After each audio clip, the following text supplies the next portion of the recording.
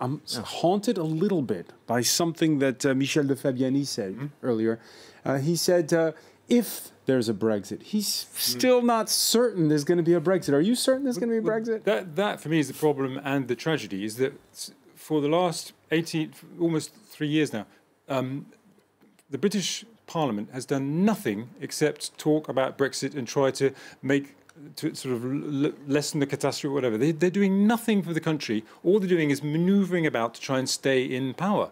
And I looked at what Philip Hammond was saying this afternoon, and his whole statement, first of all, his whole budget statement, spring statement, is based on conjecture. He doesn't. The Chancellor of the Exchequer, the Minister of Finance, does not know what's going to happen in his country in 2 weeks' time. That's never happened before, except maybe in 1940. You know, that's never happened before. And also, the only two measures he had that were not to do with Brexit. One was they were giving a bit of money to combat knife crime, of which there's an epidemic in the UK, but they were giving a tiny bit of money which doesn't even cover the cuts in police budget there have been over the past year.